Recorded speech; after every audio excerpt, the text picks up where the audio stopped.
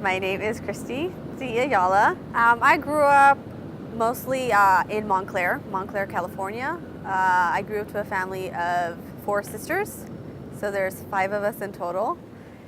And I was very fortunate to see my parents, well, my father, I would say, getting educated growing up, since he had gone back to school to complete his doctorate. And so that was just, I enjoyed seeing him just because he set a good example, and my mother as well, since they're both educated. My mother has a master's in education. Before my dad got his doctorate, both my father and my mother worked at a high school. My father taught math, and my mom taught ESL. Whenever I needed help with math homework, not all the time, but I would go to him for help, and he would treat me no less than his students. Just kind of sit down with me and said, "Okay, we're gonna do the work," and just kind of take me through the process of what I didn't understand. Or on my sick days, if we didn't have a babysitter, I would go with my mom to work and just sit there and just kind of observe her teaching style and how the students interacted with her.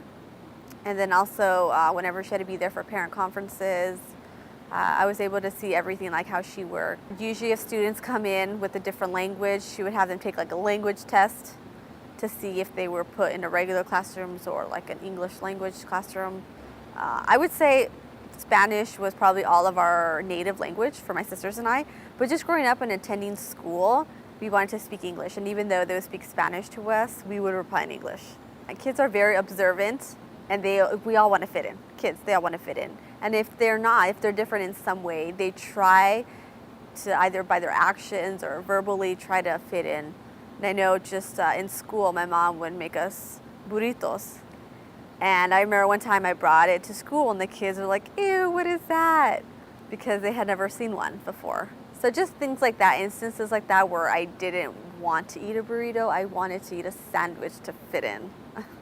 When I first started Davis, I was interested in pre-law because I had an incident my first year where I had roommate issues, and I ended up having to get in contact with a lawyer to help solve some issues.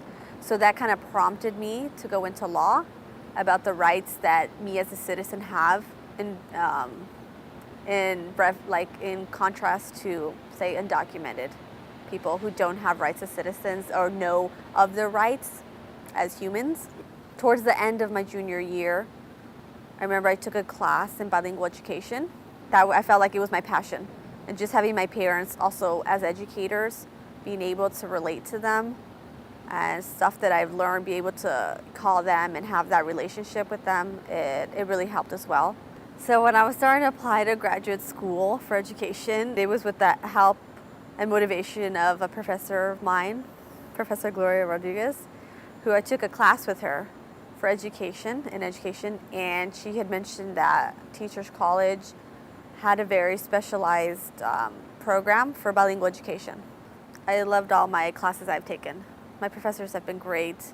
I would like to keep in contact with them even after I leave, because I feel like there was like strong bonds, and being in classrooms where it was just not a lot of students, I was able to bond more with the professors there. My thesis was on a case study of 3 Mexican transnational parents, 3 sisters, and their views and opinions on bilingual education for their children.